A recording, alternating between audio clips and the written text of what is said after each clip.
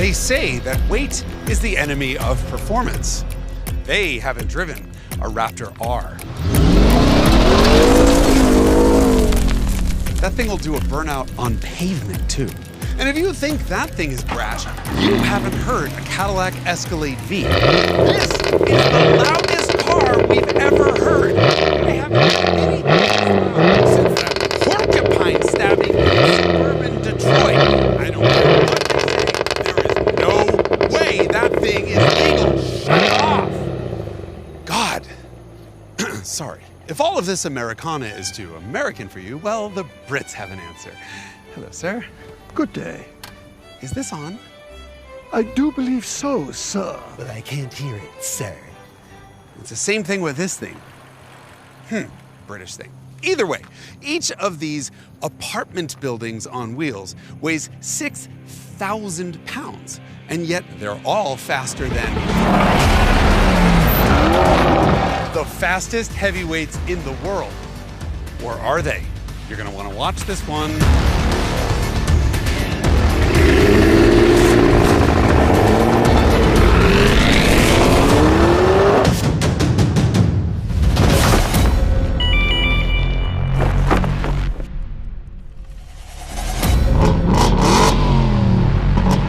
The Ford F-150 Raptor R is the sort of automotive Swiss Army knife that honestly shouldn't be legal, and probably isn't in places like, say, Switzerland, where the Swiss Army knife comes from.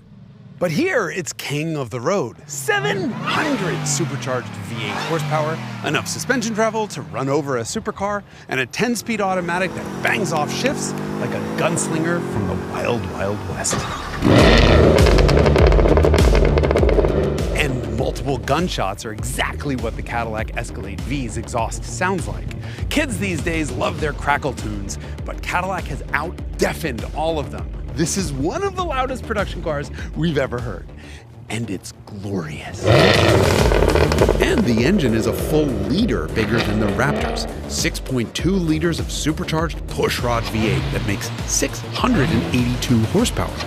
With the same 10-speed automatic as the Ford and weighing just one American-sized passenger more, this is going to be one hell of a race. If you expect the Range Rover to have ye oldie-timey 5-liter supercharged V8, you're stuck in the past. It has another ancient V8, BMW's 15-year-old 4.4-liter, now making 523 horsepower. And if you're wondering why on earth a Range Rover has a BMW engine in it years or decades after Land Rover and BMW broke up, so am I. I have no explanation for this, it makes no sense. But it does make a lot of power. Step aside, all of you burbling, peasant-pleasing V8s, because the Rolls-Royce has arrived, with not only the largest engine of the group at 6 3/4 liters, but the most cylinders, 12, and 2 turbochargers shoved up its very dignified derriere. See it, Toots? It weighs exactly 9 pounds more than the Raptor. It weighs exactly the same as the Raptor. And now we need to find out whether it cuts the mustard.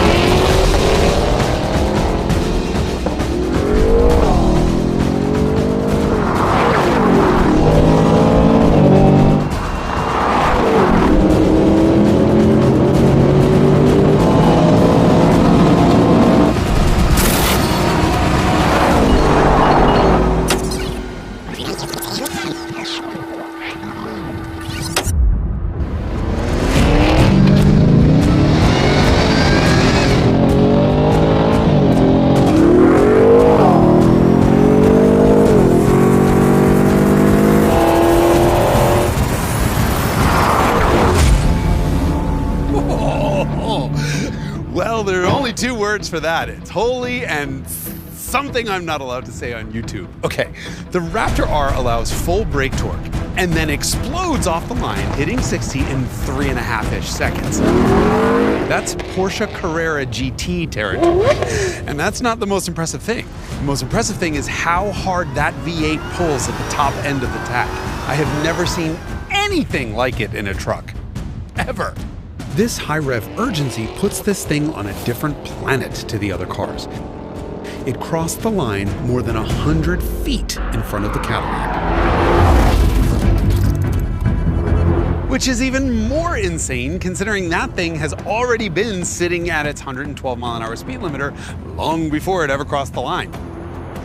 The Raptor R's engine comes from the Mustang Shelby GT500, but the Escalade V's engine sounds like it comes from hell. But it actually comes from the CT5V Blackwing, where it makes precisely half as much noise. The V is about 5.5 truck lengths back, but it nearly matches the Raptor's speed by the time it crosses. That's because the Raptor is pressing up against its limiter, but the Caddy is still pulling hard. Ultimately, though, it's already 7/10 behind by 60 miles an hour, which can't be explained by its extra 215 pounds and 18 horsepower deficit. The culprit? Well, there are three of them. Number one, Cadillac makes far less power at the very top of the tach. Number two, its shifts sound better, but they're slower. And number three, gearing. Once you account for the differences in tire size, Cadillac's gears are about 15% longer than the Raptor R's. Rolls-Royce might not have cut the mustard, but it did damn near keep up with that Escalade V the whole way down the track. In fact, once the two trucks shifted into second gear, they were separated by just 0.2 of a second the entire way down the quarter. And at these speeds, that translates into a truck length and a half. So sorry, darling. Better luck next time. God, that never gets old. That is a hell of a performance considering A, it accomplishes that acceleration in near silence and outrageous comfort, and B, it has a near 20% deficit in power to weight.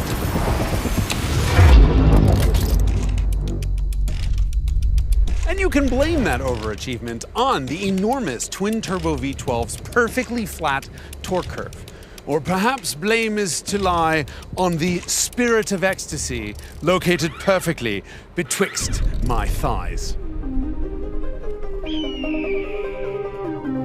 The Range Rover is the length of a city bus, but way lighter than most. It's the only car here to weigh in under 6,000 pounds.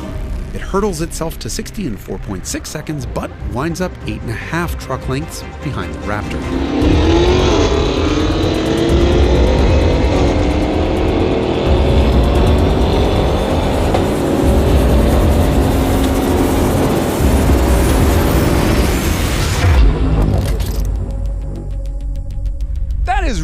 Not bad, considering this is missing a Miata's worth of horsepower relative to that Raptor.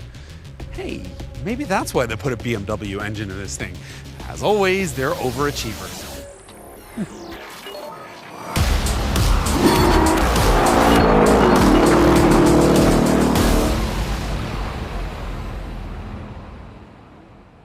4 of the trucks in this episode were supplied by our friends at Falcon Car Rental in Los Angeles.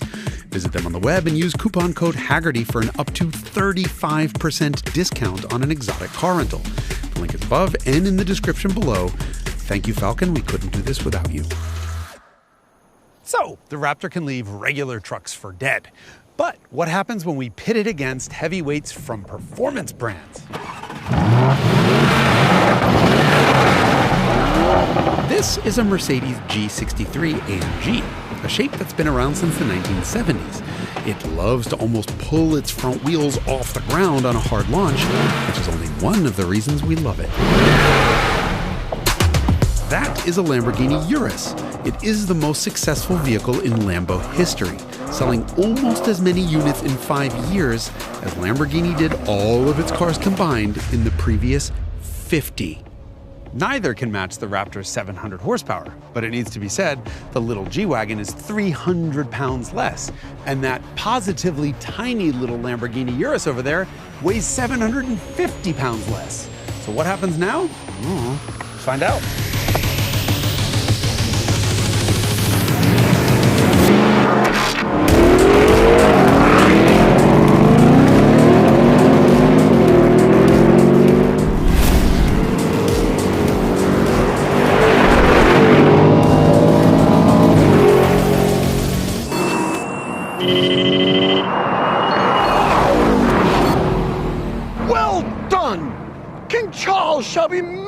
Humiliated!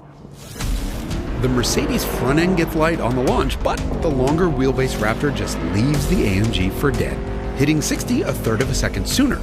It continues to pull the whole way, finishing well ahead of the completely lunatic AMG. Meanwhile, neither can come close to the Lamborghini, which uses its summer tire traction, power, and low-ish weight to explode off the line. It doesn't quite unseat our reigning SUV champion, this car's mechanical twin, the Porsche Cayenne Turbo GT, but it's enough for the Lamborghini to finish even ahead of the Raptor.